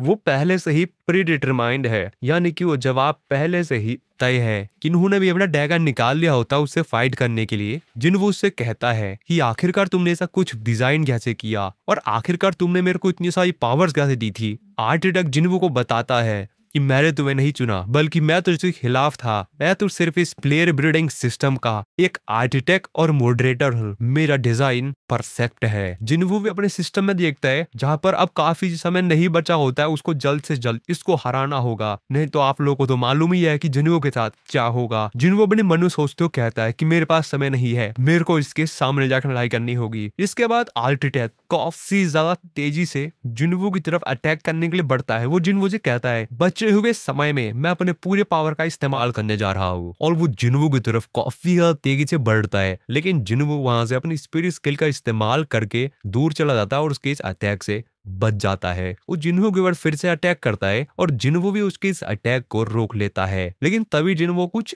एहसास होता है। जिन्वो अपने मन में सोचते कहता है ये क्या हो रहा है, मेरी जितनी भी सेंसेस है वो इतनी ज्यादा शार्प पर कैसे हो गई, मैं ये कर सकता हूँ, लॉन्ग स्वॉर्ड, ब्लेड, भाला, हैमर, मैं सब कुछ सेंस कर सकता हूँ, मैं इसकी सारी मूवमेंट्स को सेंस कर सकता हूँ। अब इस चीज से जिन्वो भी काफी ज्यादा हैरान होता है कि अभी एकदम से उसके बाद क्या हुआ। लेकिन उससे ज्यादा हैरान होता है यहाँ पर आर्किटेक्ट, जो कि अपने मन में सोच रहा होता है कि मैंने तो पूरी फुल फोर्स का इस्तेमाल किया था, आखिरकार इसने किस तरीके से मेरे इस अटैक को ब्लॉक्स किया और उल्टा मेरे ऊपर अटैक किया, ऐसे कैसे कर सकता है ये इतना ज्यादा पावरफुल, और यहाँ तक कि और भी ज्यादा फास्टर हो गया है। उसे तो कुछ भी समझ में नहीं आ रहा होता है और उससे पहले वो कुछ और समझ पाता जिन वो काफी ज्यादा फेज जाता है अपने डैगर से, उसका जो एक हैंड होता है उसको कट कर देता है। अब इस चीज को देख कर तो भाई उसकी हालत खराब हो जाती है। वो भी अपने मन में सोचते है मैं एक फेक बॉडी के अंदर हूँ, लेकिन फिर भी ये इतनी ज्यादा तेजी से मेरे ऊपर अटैक किया, क्योंकि मेरे को तो विश्वास ही नहीं हो रहा है कि आखिरकार इसका अटैक इतना ज्यादा पावरफुल कैसे हो गया कि इसके इस अटैक से मेरे को पेन फील हो रहा है। अब मुझे समझ में आया कि आखिरकार तुम्हें क्यों चुना गया था। हालांकि ये मेरी पावर का थोड़ा सा ही हिस्सा था, लेकिन फिर भी मैंने इसमें अपना सब कुछ लगा दिया। और वो जिन्वो के ऊपर काफी ज्यादा गुस्से में चिल्लाते हुए कहता थी तुम सिर्फ एक मामूली इंसान हो, तुम्हारी इतनी हिम्मत। जिन्वो अपने सिस्टम में देखते आते वहां पर लगभग 4 मिनट के गाइडेंस समय बचा हुआ होता है और धीरे धीरे कर अब वो समय भी कम हो रहा होता है और अब जिन्वो को उसको इतने समय के अंदर ही हराना होगा। उसके बाद आसपास जितने भी स्टोन से बने हुए पपेट्स होते हैं वो आईटी तक उसको भी वहां पर बुला लेता है, लेकिन वो लोग कुछ कर पाते इससे पहले ही जिन वो अपने कमांडर्स अथॉरिटी स्किल का फिर से इस्तेमाल करता है और काफी अब तेजी से जमीन पर पंच मारता है। और ये पंच इतना ज्यादा पावरफुल होता है कि चारों तरफ जितने भी स्टोन से बने हुए पपेट्स होते हैं वो काफी याद दूर जाके गिरते हैं और उसमें वो काफी याद तेजी से सिस्टम का आर्टिटेक होता है उसकी तरफ जाता है और उसके बचे हुए जितने भी हाथ होते हैं उनको काट देता है। अब जिन्वो को भी पास ही समय कम बचा हुआ होता है और इसीलिए जिन्वो यहाँ पर अपना जो ज्यादा फोकस था वो सिस्टम को जो आर्टिटेक था उसको हराने में लगा रहा था। लेकिन तभी जिन्वो के ऊपर एक अटैक होता है जिन्वो साइड में जीतता है। वो असल में यहाँ पर बहुत बड़ा एक स्टोन से बना हुआ सोल्जर पपेट था जिसको देख कर जिन्वो को अपना फर्स्ट टाइम व्यंजन के अंदर जो रेड था वो याद आ जाता है। जिन्वो इन लोगों को देखते हुए कहता है कि ये तो वही लोग है ना जिन्होंने मेरे ऊपर पहले अटैक किया था। सिस्टम का जो आर्किटेक्ट होता है उसने अपने आप को इसी सोल्जर पपेट के अंदर डाल लिया होता ताकि जिन्वो को उसके ऊपर अटैक करने में काफी ज्यादा कठिनाई हो। लेकिन जिन्वो कहाँ डरने वाला था, वो काफी ज्यादा तेज छलांग मारता और उड़ते हुए जाता है और एक पंच हिट करता है। और भाई ये अटैक इतना ज्यादा पावरफुल था कि वो जो बड़ा फर्स्ट पपेट सोल्जर होता है वो भाई बीच में से टूट जाता है। इस चीज को देख कर तो इस टाइम को जो अल्टी अटैक होता है उसके मुंह खुले खुले रह जाते हैं, क्योंकि यार उसके पास कोई भी ऑप्शन नहीं था। जिन्हों ने उसको पकड़ लिया था। इसके बाद जिन्हू उसके बचे हुए जितने भी हाथ पैर दाएं बाएं सब कुछ होता है उन सबको भी तोड़ फोड़ के काट फूट देता है और उसके गर्दन के ऊपर डैगर लगा देता है। इसको देख कर तो भाई उसके रोंगटे खड़े होते हैं। वो डर चुका होता है, मतलब अब इस चीज को देख कर वो समझ गया होता कि उसके बस की नहीं है। और वो जिन्वू से कहता है कि मैं अपनी हार स्वीकार करता हूँ, अब ये टेस्ट खत्म हुआ। और दोस्तों यहाँ पर सबसे मजेदार बात यह है कि अभी भी 2 मिनट 11 सेकंड बचा हुआ था, यानी कि जिन्वू ने भाई उसको लगभग लगभग 8 मिनट के अंदर ही खत्म कर दिया। दिस टाइम का आज डेथ डरते हुए जिन्वू से कहता है कि जो भी तुम सवालों का जवाब पूछना चाह रहे हो वो तुम्हारे अंदर ही है। जिन्वू कहता है क्या मेरे अंदर? जिन्वू का सिस्टम उसको नोटिफाई करके बताता है कि तुम्हारे मेमोरी के अंदर या तुम्हारे दिमाग के अंदर जो डेटा स्टोर्ड है, क्या तुम उसको रिट्रीव करना चाहोगे? जिन्वू भी थोड़ा सा सोचता है। सिस्टम का आर्किटेक्ट जो होता है वो जिन्वू से कहता है कि ये तुम्हारी चॉइस है, देख लो अब जैसा तुमको करना है। जिन्वू थोड़ा सा सोचता है मेरे दिमाग में जो डेटा स्टोर है वो। और फाइनली जिन्वू थोड़ा बहुत सोचने के बाद उसको एक्सेप्ट कर देता है। जिन्वू का सिस्टम उसको नोटिफिकेशन देके बताता है कि आपको जो डेटा है वो सक्सेसफुली रिट्रीव हो गया है। इसके बाद यहाँ पर बहुत तगड़ी लाइट से वक्ती है और जिन्वू वहीं पे फ्रीज हो जाता है। इसके बाद जिन्वू को जो डेटा रिट्रीव हुआ था उसमें दिखाया जाता है। तो जिन्वू दूसरी जगह पर ही पहुंच गया था।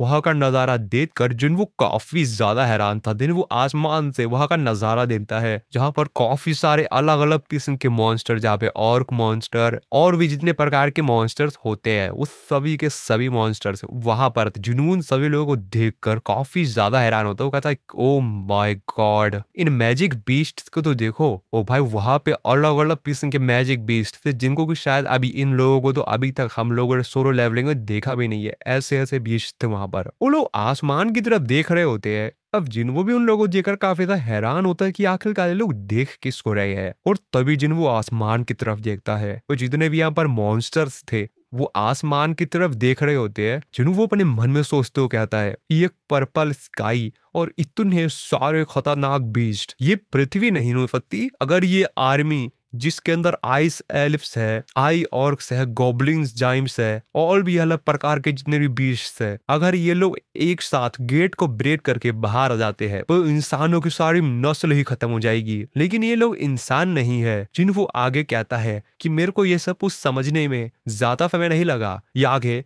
क्या होगा। तभी हम लोग देख देंगे आसमान में उस जगह पर काफी सारे सोल्जर्स आ गए थे और वहां पर वो जो सोल्जर्स होते हैं वो युद्ध स्टार्ट होने का हॉर्न बजाते हैं और युद्ध शुरू होता है। तो यहाँ पर असल में सिल्वर सोल्जर्स और जितने भी मैजिक बीस्ट से यहाँ पर उन सभी के बीच, यानी कि सिल्वर सोल्जर्स एक साइड और जितने भी बीस्ट है वो एक साइड, और उनके बीच में युद्ध शुरू होता है। ये युद्ध काफी ज्यादा खतरनाक था। जितने भी सिल्वर सोल्जर्स थे वो बीस्ट के ऊपर भारी पड़ रहे थे। उन बीस्ट को वो हकम करते जा रहे थे। वीपन्स के टकराने की और आर्मर्स के टूटने की आवाज पूरी तरीके से पूरी हवाओं में फैल चुकी थी। चारों तरफ खूनों की नदियां बह रही थीं और पूरे के पूरे युद्ध में सिर्फ चिल्लाने की, रोने की आवाज आ रही थी। सिल्वर सोल्जर्स जो कि बहुत ही ज्यादा पावरफुल्स थे और बीस्ट की आबादी पूरी तरीके से खत्म ही हो गई थी। लेकिन तभी जो सिल्वर सोल्जर्स थे वो एकदम से रुक जाते हैं। सभी के सभी सिल्वर सोल्जर्स एक एक करके रुक जाते हैं और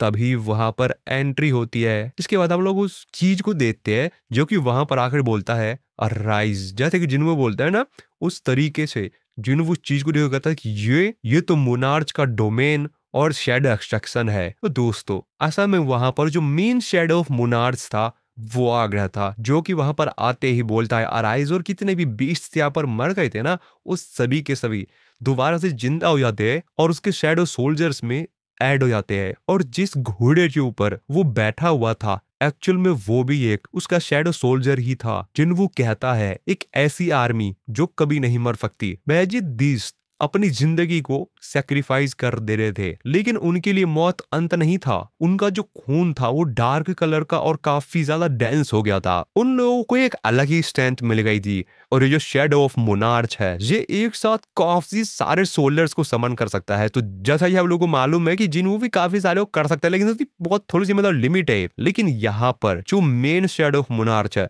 और यहाँ पर काफी सारे सैकड़ों सैकड़ों को एक साथ समन कर सकता है, जो कि बहुत ज्यादा पावरफुल है। और जिन्हों इस चीज को देखकर काफी हैरान होता है। वो कहता है ये तो काफी सारे शैडो सोल्जर्स वो समन कर सकता है, इससे तो मेरा कोई मुकाबला ही नहीं है। और जितने भी बीस्ट्स अभी हार गए थे, मर गए थे, वो दोबारा वे जिंदा हो जाते हैं। जो ये बीस्ट्स थे ये पहले की तुलना में काफी ज्यादा ताकतवर हो गए थे। पहले तो ये लोग इन सिल्वर सोल्जर्स थे काफी आसानी से हार जा रहे थे, लेकिन अब ये उनके ऊपर ही बहुत ज्यादा भारी पड़ रहे थे। इसके बाद जो ब्लैक और सिल्वर आर्मीज होती है, यानी कि ब्लैक शैडो सोल्जर और सिल्वर सोल्जर्स की आर्मी अब आपस में बहुत भयंकर फाइट करती है। लेकिन इस बार पहले से काफी अलग होता है, क्योंकि अब अकेला शैडो सोल्जर ही काफी सारे सिल्वर सोल्जर्स के ऊपर भारी पड़ रहा था। यहाँ पर सिर्फ एक लौता शैडो ऑफ मोनार्च आया, इसने यहाँ का पूरा नक्शा ही बदल दिया। क्योंकि शैडो ऑफ मोनार्च तो अपने घोड़े के ऊपर बैठकर काफी तेजी से उन सिल्वर सोल्जर्स की तरफ बढ़ता है और अपने एक अटैक से ही काफी सारे सिल्वर सोल्जर्स को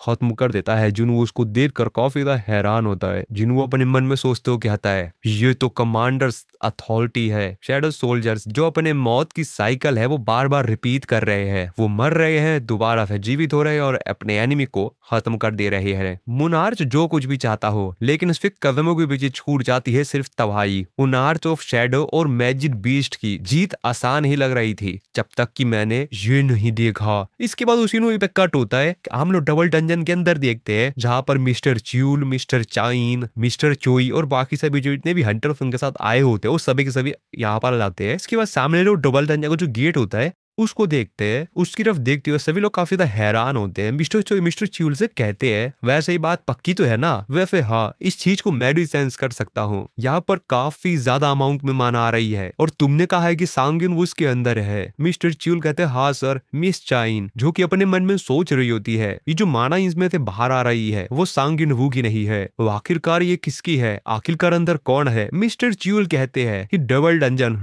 तो फाइनली मैंने इतने सालों से जो रूमर्स सुना था, लगता है उसको देखने का समय आ गया है। सांगिन वू ने मेरे को बताया था कि वो अकेला नहीं था जिसने कि डबल डंजन को क्लियर किया था, लेकिन फिर इसके बाद वो यहाँ पर वापस क्यों आया? ये सिर्फ एक कोइंसिडेंस नहीं हो सकता है। इसके बाद ये लोग डबल डंजन को जो गेट होता है उसको जैसे ही ओपन करते हैं, उसके अंदर का नजारा देखकर सभी लोग काफी का हैरान होते हैं। मिस्टर चोई वहां का नजारा देखते हुए कहते हैं ये व्हाट द हेल, इल्कादी कौन सी जगह है, इस जगह के साथ हुआ क्या है? और जिन्हों ने जो अंदर तबाही की थी वही ये लोग देख रहे होते हैं। चारों तरफ जितने भी स्टोन से बने वो पपेट्स होते हैं वो यहाँ पर टूट के बिखरे हुए होते हैं। इस चीज को देखकर मिस्टर च्यूल भी काफी ज्यादा हैरान होते हैं। वो कहते हैं तो ये सच था, स्टैचू ऑफ गॉड और स्टोन के बने हुए पपेट्स ये सब एक्चुअली में एग्जिस्ट करते थे। और तभी यहाँ पर आवाज आती है सिस्टम के आर्किटेक्ट की, जो कि लोगों को यहाँ पर देखकर इनसे कहते हैं ओ ये देखो। लेकिन जहां तक मेरे को याद है मैंने इंसानों को इनवाइट किया ही नहीं है। ये तो एक और अनएक्सपेक्टेड सरप्राइज है। यहाँ पर आए हुए जितने भी हंटर होते हैं वो काफी ज्यादा डर जाते हैं चीज को देखकर। उनमें से जो हंटर होता है उसको देखते हुए कहता है कि क्या ये सिर्फ मेरे को ही सुनाई दे रहा है या यहाँ पर एक मैजिक बीस्ट बात कर रहा है? तभी जो दूसरी हंटर होती है वो कहती है कि ये इंसानों की भाषा जानता है। और एक्चुअल में ये लोग सोचे थे कि ये इनका वहम है, लेकिन अब कुछ भी नहीं होता, ये इनका वहम नहीं होता, ये सच में देख रहे होते हैं। इसके बाद जो आर्किटेक्ट होता है वो इन लोगों से कहता है शांत हो जाओ, आखिरकार तुम्हारी हिम्मत कैसे हुई किंग को उनके नींद से डिस्टर्ब करने की? ये बात सुन के ये लोग कहते हैं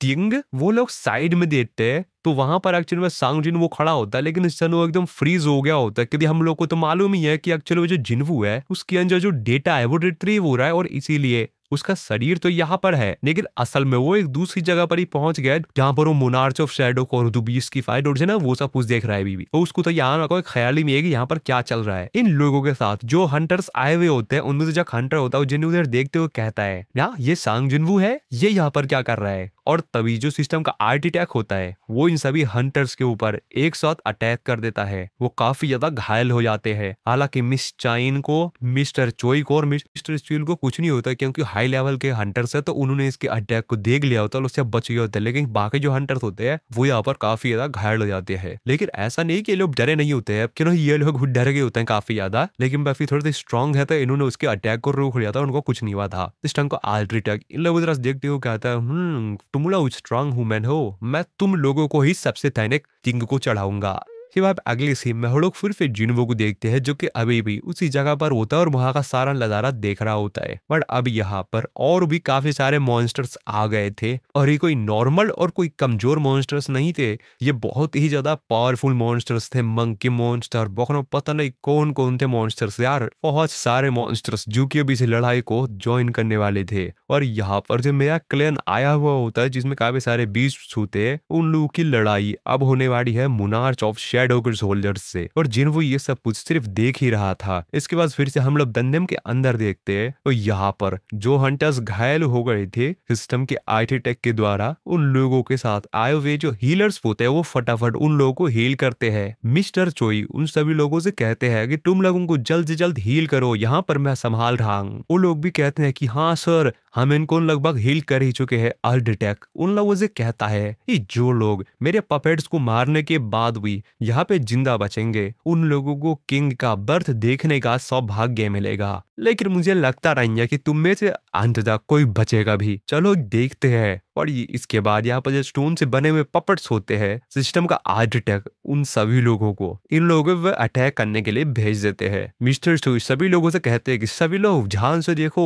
अभी हंटर्स जो होते हैं वो भी तैयार हो जाते हैं। मिस्टर चोई भी अपनी पावर का इस्तेमाल करते हैं और काफी ज्यादा तेजी से उन लोगों की तरफ आग फेंकते हैं। मिस्टर च्यून बाकी सभी लोगों से कहते हैं कि यही समय है इन स्टैचूज को डिस्ट्रॉय करने का। सभी लोग और वो काफी ज्यादा तेजी से भागते हुए जाते हैं और अपने पंच से एक स्टैचू के ऊपर अटैक करते हैं, लेकिन उसे तो कुछ भी फर्क ही नहीं पड़ता। मिस्टर च्यून अपने मन में सोचते हुए कहते हैं कि मैंने जितना सोचा था ये तो उससे भी ज्यादा ताकतवर है। इसके बाद मिस्टर चोई अपनी पावर का इस्तेमाल करके उसके ऊपर अटैक करते हैं, लेकिन उसके ऊपर उस अटैक का ज्यादा कोई फर्क नहीं पड़ता। मिस्टर चोई कहते हैं कि इन लोगों को जो फिजिकल अटैक रेजिस्टेंस है वो बहुत ही ज्यादा हाई है, सभी लोग संभल के रहना। मिस्टर चोई देखकर काफी ज्यादा हैरान होते हैं कि उन्होंने जो अटैक किया हुआ होता है स्टोन पपेट के ऊपर, उससे उसको कुछ भी फर्क नहीं पड़ा होता है। अब इस चीज को देख कर वो काफी ज्यादा हैरान होता है। वो अपने मन में सोचते हुए कहते हैं कि नॉट मेरी मैजिक से वो कुछ फर्क ही नहीं पड़ा। लगता है इन लोगों के पास इस पैल के अटैक को रूप पाने की भी क्षमता है। बाकी सभी जो हंटर्स होते हैं वो भी मिस्टर चोई से कहते हैं कि मिस्टर चोई हमारे किसी भी कोई स्किल इन लोगों के ऊपर काम ही नहीं कर रही है। यहाँ तक कि हम लोगों ने अपने बाकी जो बेस स्किल्स थे उनका भी इस्तेमाल किया, उसका भी कोई हिसाब ही नहीं हो रहा है इन लोगों के ऊपर। मिस्टर चोई भी अपने मन में सोचते हुए कहते हैं कि डैम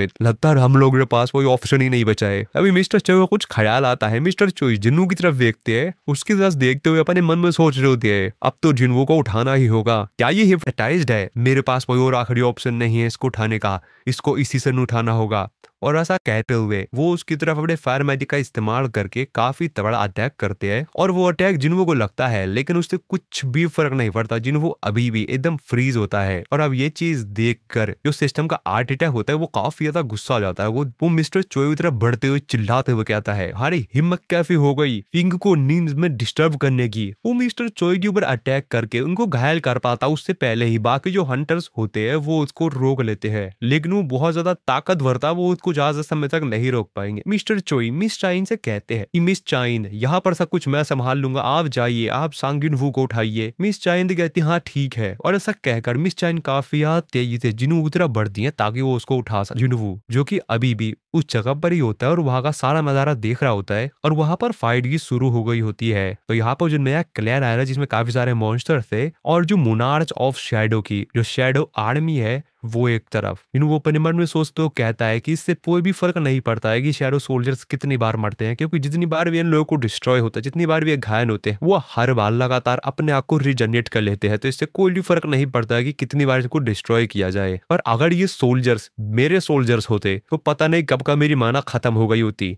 ऐसे लग रहा है कि इसके पास कोई माना की कमी नहीं है, इसके पास बहुत सारे माना है। ये जो डेमोन क्लेन और बीस्ट टाइड मैगी क्रिएचर्स दो अलग अलग गेट से आए थे, इन लोगों ने शैडो सोल्जर्स को खत्म करना शुरू कर दिया, क्योंकि इन लोगों के पास कोई भी रीजन नहीं था एक दूसरे से फाइट करने का। ये लड़ाई की सिर्फ पीस्ट और सिल्वर सोल्जर्स के बीच, और इन लोगों के बीच की जो फाइट थी वो अपने चरम सीमा में पहुंच चुकी थी। बहुत भयंकर वाली फाइट हो रही थी। जिन मुन लोगों की तरफ देखते अपने मन में सोचते हो कहता है ओ तो मोनार्च ऑफ शैडो जो है वो जिस तरफ से मैजी बीस्ट लड़ रहे हैं उस साइड से नहीं लड़ रहा है, शायद वहां पर कोई इंटरनल मामला है। इन लोगों को भी थोड़ा सा यहाँ पर कंफ्यूजन हो रही होती है, क्योंकि यहाँ पर भाई ये पता नहीं कौन थे, क्यों कैसे लड़ रहे थे। और तभी जो मोनार्च ऑफ शैडो होता है वो जो नया क्लैन यहाँ पर आया था ना, डेमोन क्लैन का लीडर होता है, वो वहां पर पड़ा हुआ होता है रायल वो उसके पास जाता है और उससे कहता है आज हम लोगों के पास एक चांस था इस वॉर को एंड करने का, लेकिन तुमने मेरे साथ गद्दारी क्यों की। जिस पे बीस्ट क्लैन का जो लीडर होता है वो मोनार्च ऑफ शैडो से कहता है क्या शर्म की बात है, मैं तुम्हें खत्म कर सकता था। इस मोनार्च ऑफ शैडो गुस्सा होते हुए उससे कहता है कि मैं तुमसे एक क्वेश्चन पूछा था, आखिरकार तुमने मेरे साथ गद्दारी क्यों की। बीस्ट क्लैन का जो लीडर होता है वो उसके ऊपर हंसते हुए कुछ बोलता है, लेकिन पता नहीं क्यों उसकी आवाज एकदम से कुछ चेंज हो गई थी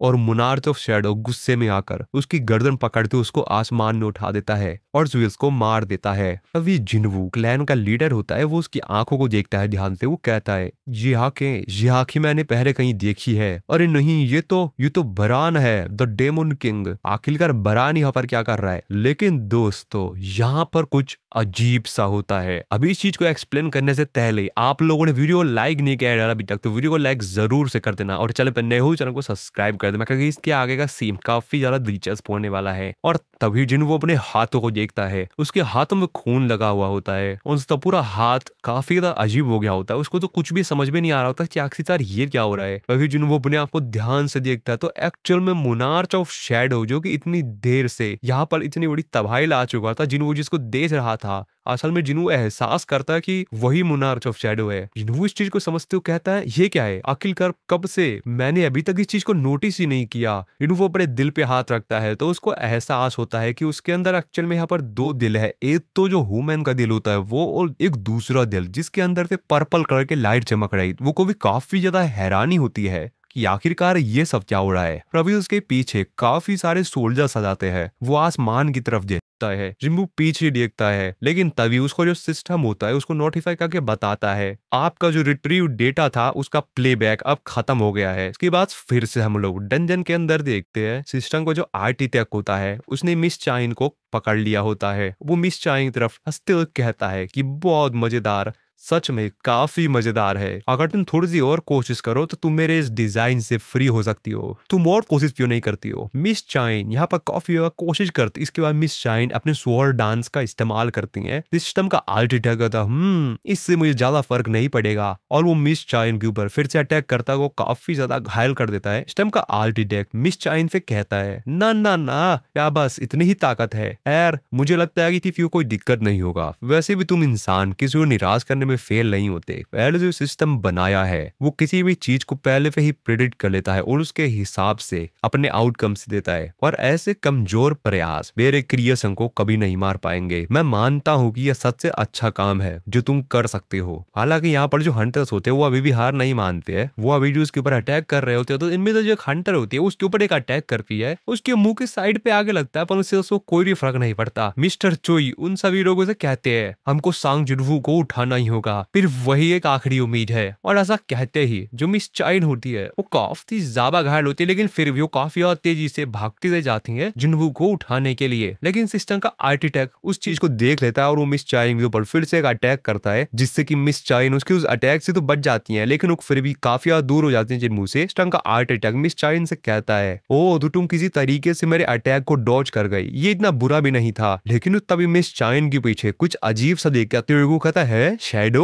इस तरह का आर्किटेक्ट काफी ज्यादा हैरान होते हुए कहता है इस रूम का रूल है और उस रूल के मुताबिक कोई भी ऐसी चीज इस रूम के अंदर अलाउ नहीं है, लेकिन बिना किसी डाउट के ये एक शैडो ही है। तो चुप किंग ने अपने एक सोल्जर को तुम्हारे साथ भेज दिया। दोस्तों आप लोगों में बता दो यहाँ पर जो किंग कह रहा है वो क्यों यहाँ पर सांगिनहू को कह रहा है। वो आगे कहता है कि आखिरकार तुम लोगों ने इस जगह को कैसे ढूंढा और आखिरकार सांग जिनवू के साथ तुम्हारा क्या रिलेशन है। मिस चाइन उसको बताती है कि हम लोग दोस्त हैं जो कि उसको यहाँ पर रेस्क्यू करने के लिए आए हैं। इसके बाद आर्किटेक्ट कहता है फिर तो शायद ये किंग ने नहीं किया होगा। चलो ठीक है, मैं तुमको एक चांस देता हूँ और मैं तुमको इस महान इवेंट का गवाह बनने का मौका दे रहा हूँ, लेकिन ये बाकी तुम्हारे मामूली इंसान दोस्त है, इन लोगों को मरना होगा अभी और इसी वक्त। लेकिन तभी उसको एक आवाज आती है मेरे रहते हुए नहीं। और दोस्तों ये आवाज किसी और की नहीं बल्कि होती है हमारे हीरो सांग जिनवू की। इस चीज को देखकर इस तरह का आर्किटेक्ट उस तरफ देखकर जहां से आवाज आ रही थी और वो उस तरफ का नजारा देखकर काफी डर जाता, क्योंकि सांग जिनवू काफी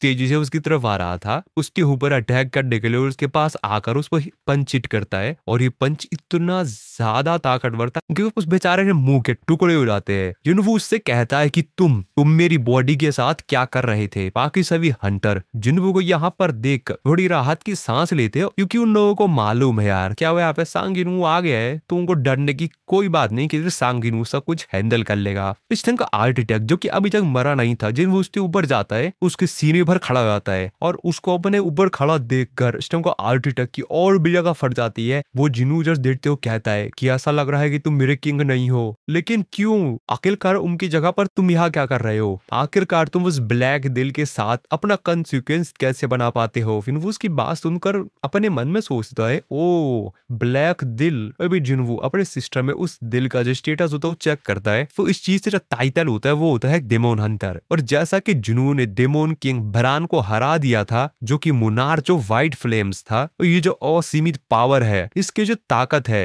अब वो प्लेयर को मिल गई है। और इस ब्लैक हर्ट की जो माना होती है वो भी काफी ज्यादा होती है। इस चीज को देखकर जिन्वू थोड़ा सा हैरान होता है। जिन्वू अपने मन में सोचते हुए कहता है, मेरी पल के इसके रिएक्शन को अगर मैं जज करूं तो मेरे को दो चीज समझ आती है। ये जो ब्लैक दिल है ये इसका नहीं है, इसका लक्ष्य कभी भी मेरी पावर को मजबूत करना था ही नहीं। लेकिन जो डेटा रिट्रीव हुआ था उसने मेरे सारे सवालों का जवाब नहीं दिया। मैंने अभी तक पूरी स्टोरी नहीं सुनी है। इसके बाद जिन्वू सिस्टम को जो आर्किटेक्ट होता है उससे ही पूछता है कि तुमने कहा था तुम मेरे को एक प्लेयर के तौर पर चुनने के विरुद्ध में थे, तुम चाहते नहीं थे कि मेरे को एक प्लेयर के तौर पर चुना जाए, लेकिन आखिरकार प्लेयर एग्जैक्टली क्या है, पर आखिरकार तुम मेरे साथ करना क्या चाह रहे थे। रिस्टन का आर्किटेक्ट कहता है कि शायद ऐसा हो सकता है, लेकिन मोनार्च ऑफ शैडो अब हमारे साथ ज्यादा कैसे कर सकते हैं। आपको क्या लगता है बाकी मोनार्च आपको ऐसा करने देंगे। और इसके बाद जिन्हू के अंदर से काफी सारे डेजर निकलते हैं और वो आर्किटेक्ट को चादर से घेर लेते हैं। जिन्हू उसके ऊपर लाज रखते हुए कहता है, सिर्फ मेरे सवालों का जवाब दो। इस टाइम का आर्किटेक्ट डरते हुए कहता है, आप काफी बेहतरीन है, मुझे लगता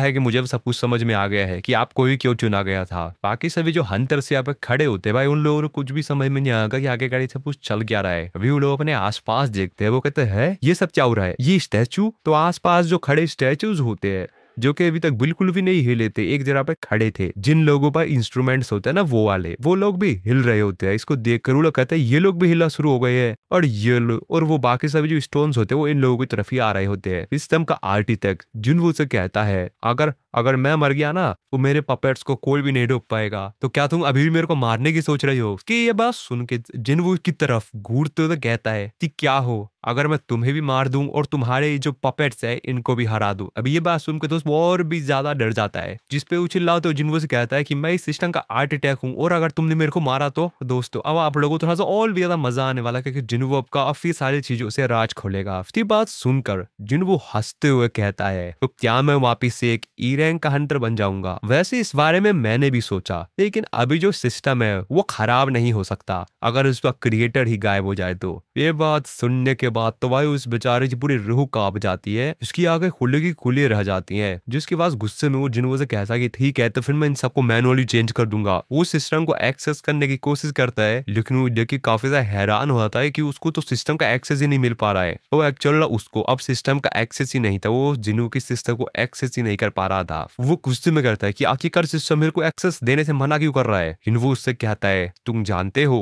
मैंने एक बार अपने ही मन में सोचा। कि बात जिन्वू बताता है कि शुरू में ही मैंने अपने आप से एक सवाल किया था। वो असल में जिन्वू शुरुआत से एक चीज सोचता था जो कि वो सिर्फ अपने मन में रखा था। वो सोचता था ये कोई कोइंसिडेंट नहीं है और ये कोई ऐसा काम भी नहीं है कि जो अच्छे के लिए किया गया हो। सिस्टम मेरा इस्तेमाल कर रहा है, सिस्टम को मेरी जरूरत है, तो मैं भी सिस्टम का इस्तेमाल करूंगा। और अगर मैं इस सिस्टम के थ्रू किसी का अवतार बन जाता हूँ तो मेरे पास कोई चॉइस भी नहीं है, लेकिन मैं उसके एक्सपेक्टेशन को भी क्रॉस कर दूंगा। मैं पूरे सिस्टम को ही निगल जाऊंगा। लेकिन ये मेरे लिए काफी ज्यादा लकी था। ऐसा लगता है कि तुम्हारा डिजाइन में कमियां ही कमियां है, तुम्हारा डिजाइन कमियों से भरा पड़ा है। ये बात सुनने के बाद वो और भी ज्यादा गुस्सा हो जाता है। वो उसके ऊपर चिल्लाते हुए कहता है कि तुम्हारी हिम्मत कैसे हुई। लेकिन इसके आगे कुछ वो बोल पाता जिन्वू उसको खत्म कर देता है। लेकिन भाई इस सिस्टम का आर्किटेक्ट इतना दुष्ट है कि भाई वो मरते मरते कहता है मुझे एक प्रिडिक्शन करने दो। नहीं, ये एक प्रिडिक्शन ही है। जब स्काई को सहारा देने वाले अग्नि के पिलर्स खड़े किए जाएंगे, एक ना रूप पाने वाली मौत आएगी और वो तुम्हें ढूंढ लेगी। जिन्वू उसकी बात सुनने के बाद उसकी तरफ देखता है, एक स्माइल देते हुए कहता है ऐसा ही होगा। और इसी सीन के साथ हमारा ये वाला जो सीजन है उसका